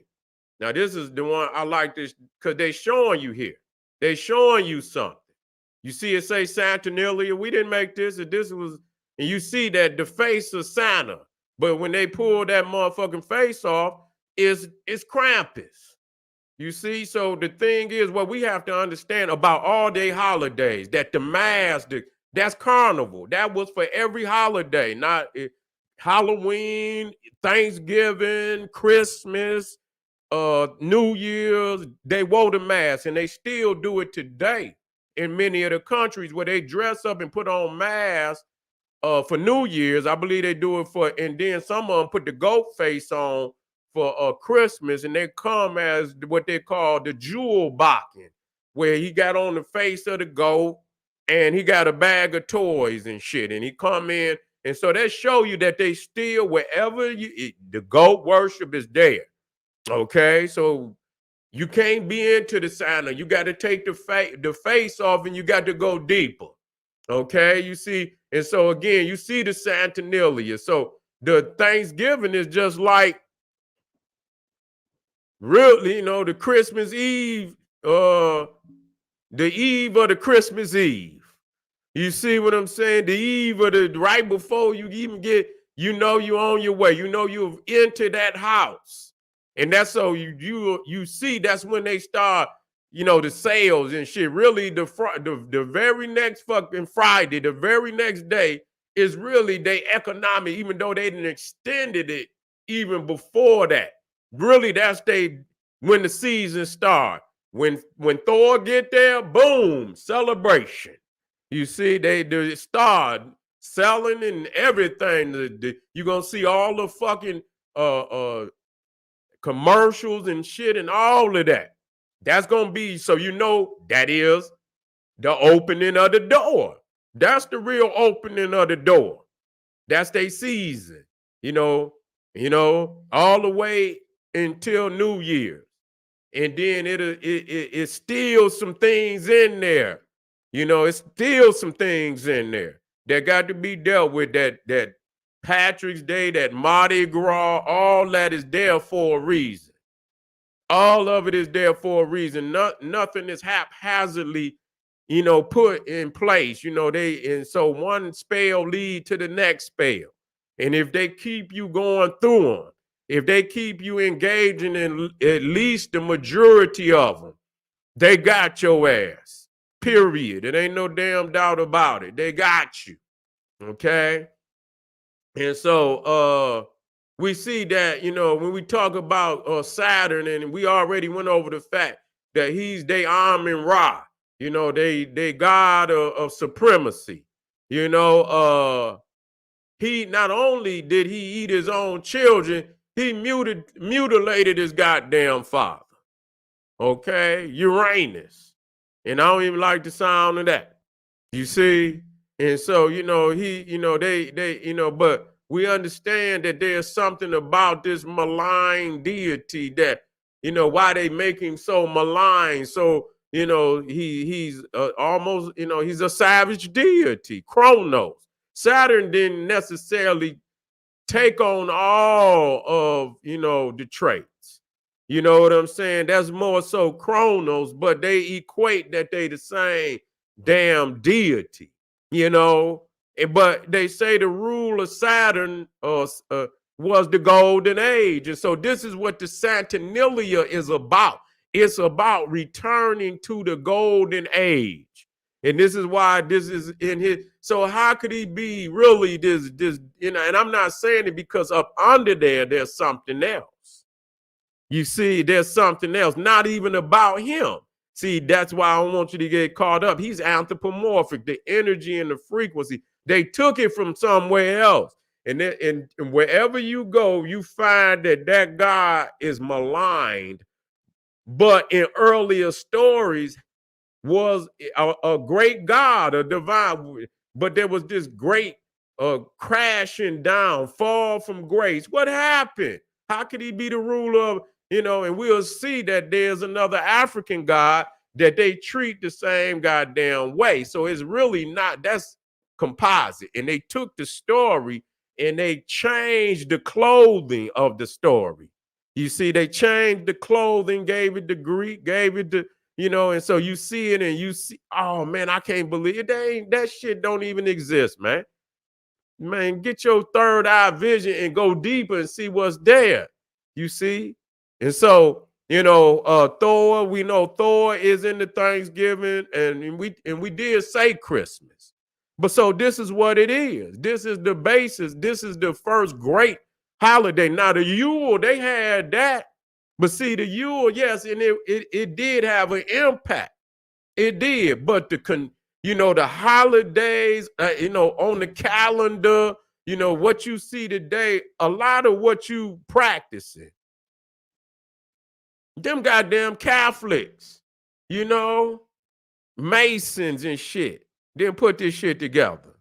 They didn't put this shit together. And but when you talk about, the seasons, they just, in many, when you're dealing with Santanilla, you're dealing with Christmas. They didn't change much, just the outer, the dress up, the clothing, but a lot of the symbolisms is still intact. They didn't even change it, didn't care to change it. They revere that, And so you talking about here, this is the Capitoline Hill, which later became Capitol Hill in Washington, D.C. They still venerate. It's still here. When you go up and look at many of the temples, the Senate building, the damn the House of Representatives, all state capitals, they're still built in the expression of Rome. So why would they, and you think the deity's not still here? Yeah, they still here. And really, it's more statues of them than any other kind of deity. Jesus, you go to them buildings, the libraries, and all the capital, but they'll have the symbols. They ain't gonna have Jesus if they do one area, but they'll have him mixed in with everything else, just like they always do. They'll have all the gods, but he ain't gonna have no dominant position. So they really haven't changed at all. When you look at this sign, why would they put it up there if it didn't, they didn't have a connection to it? They revere it. They still honor that. So this shit is wrong. The major expression of what America is wrong. From the goddamn eagle, is wrong. No doubt about it. So, we have to look to Saturn. He's the archetype. He's the archetype, even over Odin and Thor. Yeah, they got a heavy part. But even over them, they like right up under him. It's like Saturn, Pan, another probably Janus, which is, he rose to the height, the highest position, right there with Saturn. They looked at them as the two primordial gods, the two primordial gods that was there in the very beginning, Saturn and Janus. You see, they, and so then you get Odin and Thor, and that's what, and so I'm telling you that so you can go straight to the top. You ain't got to fuck with the other ones is lesser beings. And so most of the expression is going to be on them deities. The Dionysus, because you're going to see the grapes and shit, a lot of on the buildings downtown. You would look up, see a face up there or something. You see the grapes, or you see like Lee, and they look, they look something like almost a mix between a damn deer and they be human and shit. And that's a symbol of Dionysus and Bacchus and shit with, with wine and, that aspect. So you see him also because they love him, because they love to drink and shit. And so he's one of their primary, they equated him with Osiris, because, it was like a death and resurrection story with him because he was a vegetarian with the grapes. And then there would be a time when it the winter would come, and then a resurrection. He's symbolic of spring, the grapes being symbolic of spring. And so very similar to Jesus story, the Osiris story. All of them is just anthropomorphic attire, and they change their attire based on culture. They change their attire, but the body of energy and work up under there could be the same. And sometimes it's not the same. The symbolisms is the same, but then you can't cross over these damn cultures sometimes. You know, yeah, this might be the god of agriculture, but this motherfucker got some other aspects about his ass that we don't agree with that. You feel me? And so understanding that, going to Rome first, going and simultaneously dealing with but the Viking gonna be more ruralistic. This is the word, I'm more ruralistic. The Roman shit gonna be more organized. It's going to be more organized. So when you start seeing the celebrations and these floats and these masks and these parties and giving gifts, yeah, they did. But this was more city-like, more, on the stage of what we call nationhood and high civilization. It's 1 million peoples here. So it's all type of shit going on, music, and they had it there. But this shit is on. This is like the New York. This is going down, everybody coming from all over the world to come here on that day to do this. So this was more grander, more spectacular. So everything that's out here today come from that, Rome. Now Greece is in there, but Rome is the empire. This is when they in control of shit. So they honor that. You know what I'm saying? And so all the holidays will be an expression. And so all they did was put Jesus, and he's an archetype of many of them. The Saturn, and he dressed just like him with the hood on it over his head and shit and this, that. That's all Saturn.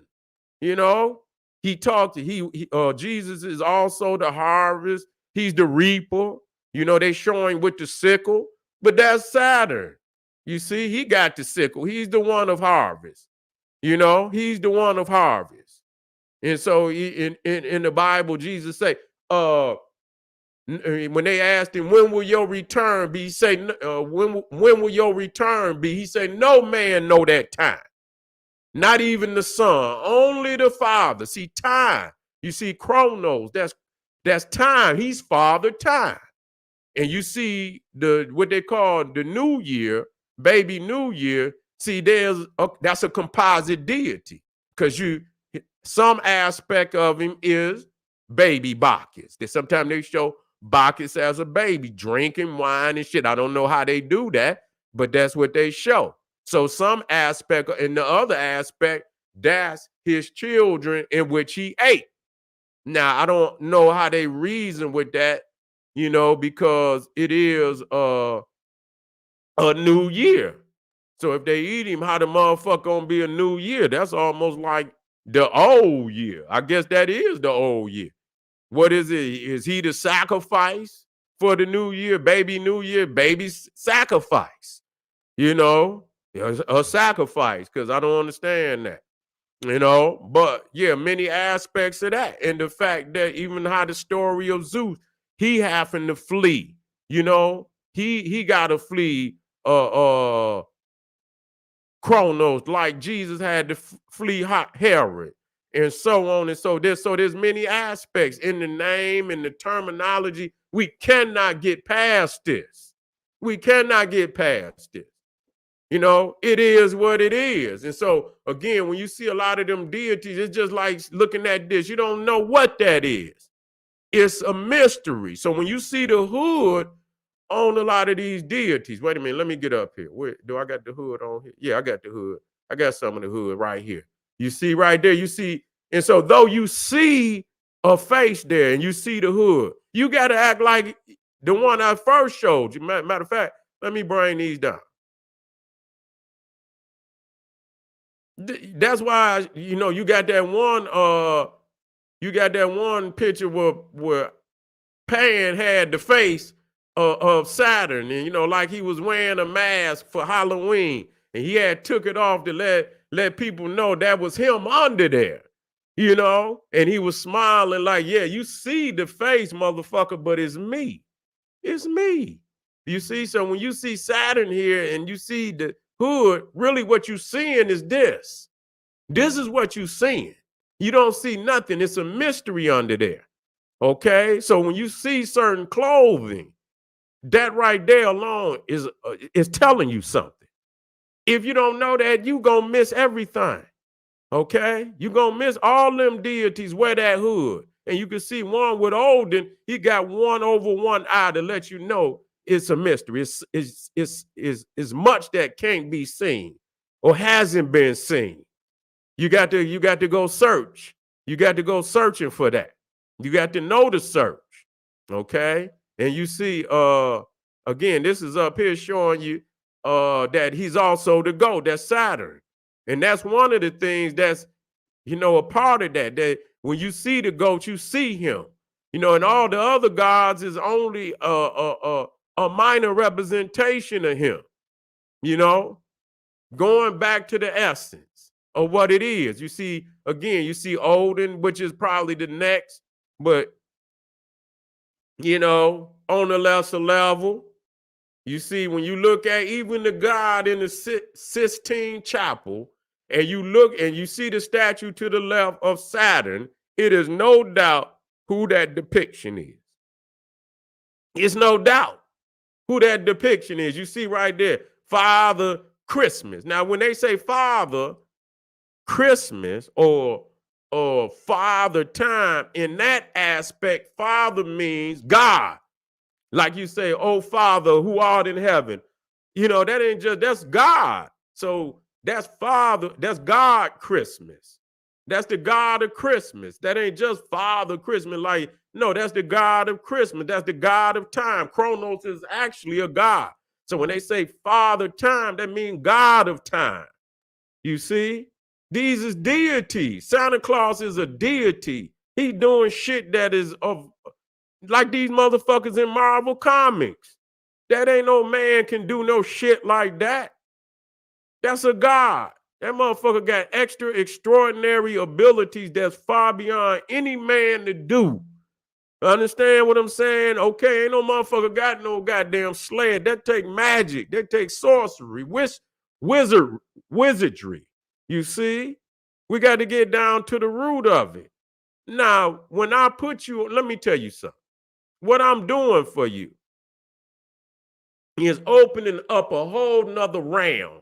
Believe you that most motherfuckers will never go in on their life. You still got to be historical. Okay? I'm not telling you to, but you have to master. Imagine that. 12 subjects. Pick your 12. Start developing. This is one of them. This was one of the lessons of the craft. Occultism. You had the Medunetta, the sacred writings. You had architecture.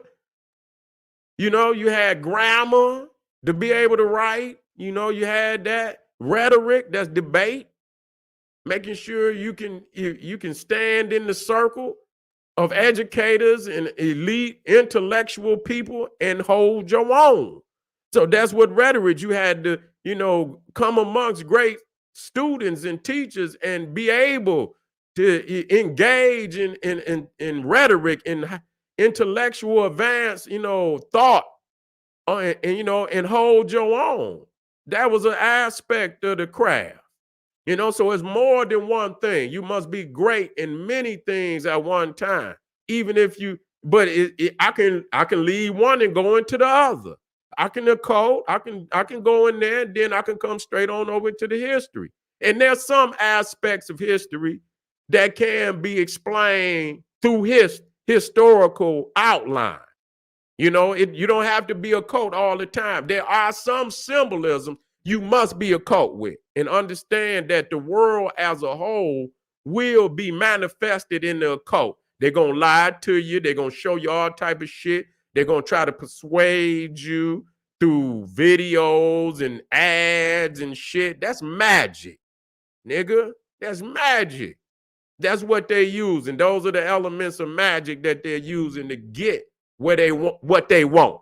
Some motherfuckers can say but a spell and shit, and poof, we just making it. But some people just, they what's the word I'm looking for? They engineer a society that can get them all the results they want.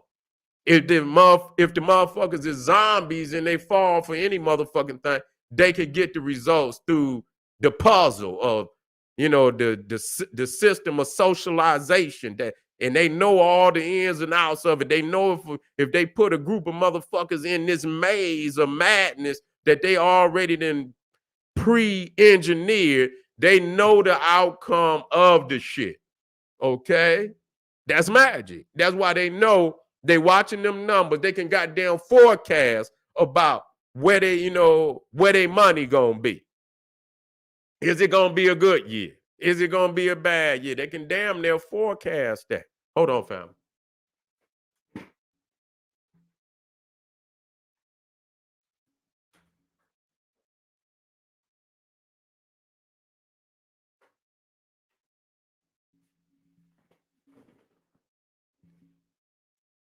And that's serious that they could do that.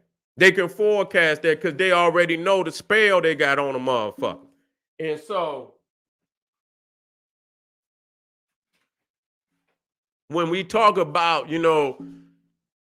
being in, because November is the month of the goat too. So we talked about Pan, we talked about the pandemic. We talked about the pandemic, his name, and this is showing you his energy. This is showing you when you see the cornucopia, Capricorn, that's Pan. Okay? That's Pan. One way or another. And so you get pandemonium, pandemic. You see? A state of chaos. Pandemic. And you see demon in that in that he is the primordial demon god. He is that. With more, but he's not in hell. He's not that. He didn't have that aspect. Hades, but a lot of that was when they doomed his ass and he fell from being, but still he is that. And I keep saying that he failed, but truly in the wild areas of society, what I mean, people that don't fall for the normal things, it's still a wilderness out there. They may be, but it's still a wilderness that still go by the old ways. So we say fail, but really they haven't fallen. They just move into a different expression. They become other beings, but people know that's where it came from. So you see Pantheon, we went over Pantheon, panic, put a motherfucker in a panic, Pan. Now one of the nicknames for the devil is what? Old Nick. They call Santa Claus Saint Nick. Okay, how old Nick and Saint Nick. Wait a minute.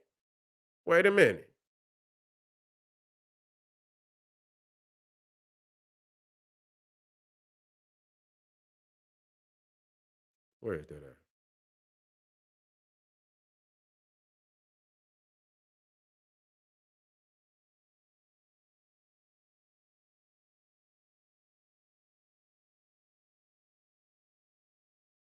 There you go. There you go, right there. Let me switch out of that. Let me switch out of that.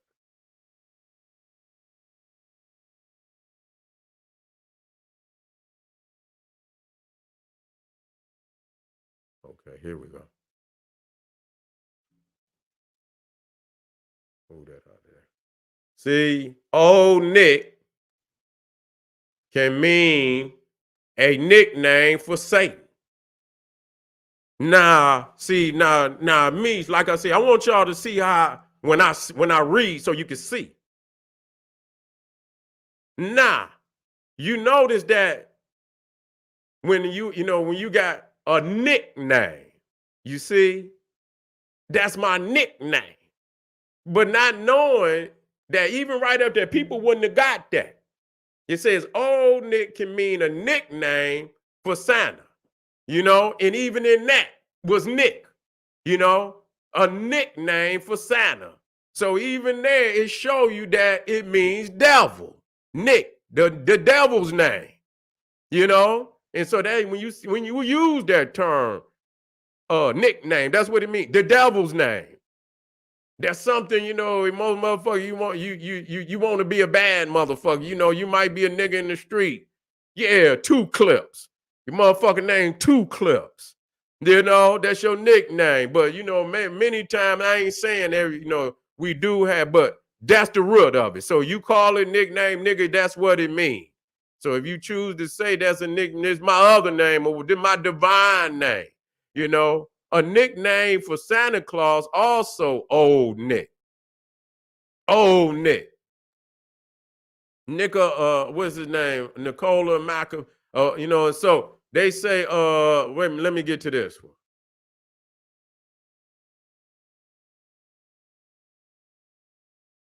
What that other one at, man? I guess that I had to find that other one. I know I need to find that where it say Santa. Saint Nick.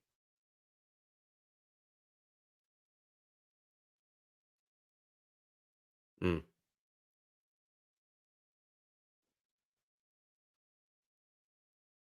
Okay. I don't know how that got away, but that's all right. But that's his nickname. But I believe they say Old Nick, but I believe Saint Nick. I know they use the same, and very well it might be Old Nick too. You get off in there and you see. Now again, I wanted to show y'all this aspect, because now the thing is the head of the Roman priesthood is the Pontius Maximus. The Pontius Maximus. He was the head priest of Rome and all their mysteries. And they showing, this is, I believe, Marcus Aurelius. You see, and you see how he dressed up his Saturn. You see how he dressed up his Saturn. So that was, this became almost the archetype to show all other deities. When you see Jesus and, as Saturn, he's also taking on the image of the Pontius Maximus. Now the Pope even took that. That was actually, at one time it became the Caesar by default became the Pontius Maximus.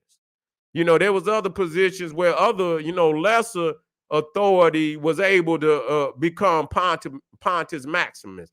After, so many Caesars, it became the Rex I believe it's Rex Maximus or something like that. That took the place of the pontiff. But that's what they call the Pope, the Pontius Maximus. But you see the archetype. No matter whether they agree, some motherfuckers may look at that and think that's all biblical. See? They think that shit just biblical. Motherfucking a shepherd motherfucker. This, that, or the third. Man, that shit got 4, 5 different meanings. Then motherfuckers ain't even more than that. It's a mystery. You got the hood on. You see, it's Saturn. He's a Saturn archetype. Same holiday, birthday, right around the same holiday as Saturn. Okay? They show many of, so you see here that this is I believe Julius Caesar. And you see how he come, but this is particular because this is him as the Pontius Maximus. That's the robes of a Pontius Maximus. You see, so if you see a picture, and he gonna be the only one that had that on his head, because that show him, and so that became even for even the Druids and shit. Whether they did it or not, You know, whether they did it or not, they show them hooded. They may never had no hood. You may never know what the fuck they look like, but they depict them with the hood. That's mysteries. So that got to be something you recognize in the very goddamn beginning. Got to go a different. This is a cult. When you see that and they laying the crumbs out, you got to that lets you know what area of thought you in. Okay, this ain't historical. This is historic, but it's a cult too, which means I'm gonna have to go into a deeper level of understanding and looking to get to the source of the matter. Okay, so when you look at even all the statues, that they in the Pontius Maximus is the high priest of Saturn. That's just what it boiled down to. So even when you see other gods, that's the effect that you see Odin like that. You see Odin like that too. He's hooded. You see, he's hooded. His name is Grimnir. His name is Grimnir, which means hooded one. So Grim is actually from the name of Odin. When you hear a motherfucker say Grim Reaper, that's his name. That's where it comes from. That's when he became the Grim Reaper. Okay, that's German. Okay, the Brothers Grimm, that's German. That's the German aspect of it. You know what I'm saying? So the Grim Reaper, some of that aspect being composite, he's Kronos and he's Odin. You see, he's an aspect of both.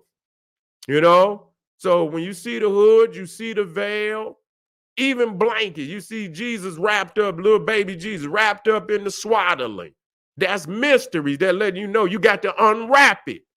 The baby and all of that and the 3Y, all of that is dress up. That's just to put some meat on the goddamn story. That's not for you to be believing. Nigga, them motherfuckers don't even exist. They fragments of a motherfucker's imagination. Peel, that's just the peel. Peel that off. What's up under there? Okay, let's deal with couple more and we're gonna be out. Most definitely, I just wanted, because we got other that's gonna take you deeper.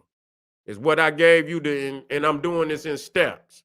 I tend, when I say Thanksgiving, Christmas, I still ain't showed y'all the heavy shit from Christmas. I led you into it to let you know that this is the opening of the gate, of this coming into the interior of the holiday season. You starting to come into the interior, This is you starting to come into the holy of holies.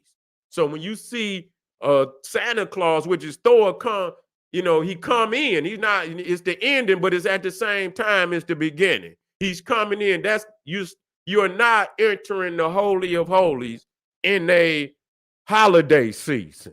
That's where you at. And so as we come in, it's gonna get a lot deeper. So I did this. So when the next one come up, understand you're gonna get more of the Santa Claus. You're gonna get more of the you. We're gonna focus in centrally on that. But this is just to let you know who we gonna be dealing with, how we gonna be, and to be open to look deeper, for what we talking about. You see here, you see Saturn with the sickle, the scythe. You know what I'm saying? What you see with the Grim Reaper. You see the scythe. And you see here, you see Odin with the staff. And you see Santa Claus with the staff. And both of them are wanderers. All of them you see, because a lot of times, sometimes you see Santa Claus on horse. Sometimes you see him just walking. He's like Gandalf. And, they wanderers. You don't know where they're coming from. You don't know where they're going. That's an aspect of occultism. They're coming and going. You don't know where they at. You see, they're shapeshifters. And so they trying to disguise and deceive the mind of the mere mortal motherfucker. Okay? That's what they're doing. That's a symbolism to let you know that there's something deeper. Okay? That's a symbolism that let you in. You see right here, you see Saturn, you see, Saturn, and then you see the Pontus Maximus. And so now you really know where the office of the Pope came from. Okay. He adopted that. He adopted the position of the Caesar, who was the first Pontus Maximus. And so he took that name far along, and you see they all come from the worship of Saturn. It is what it is. It is what it is. We got to speak on that. Okay, we got to speak on that. We're gonna get more into L. We're gonna get more into L as we move into this. We start, so as I can guarantee you, family, as this was a very powerful lecture. I exposed a lot of things to y'all tonight, that you can take and go research.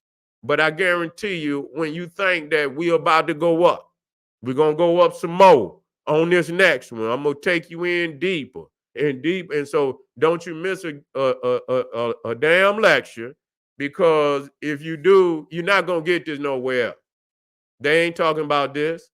And if you're going to engage in it, you need to know. If it's the truth, it's the truth. If you see it's the truth, you research it, it's the truth, then you should act on it. Okay? You should act on it. And so we've been going now. We've been going now for about 2 hours and 15 minutes. That's a decent time. We got another one coming up very soon. So just look to generalseti.ticketleaf.com, and I'll be most definitely advertising for it. You will know about it. And y'all just stay tuned. You feel me? I appreciate your presence out there, family. Appreciate your support. This is General Cyrus Seti saying, hey, arm yourself with knowledge, bang on that wicked ass beast daily. Liberation through African education and confrontation. Black power.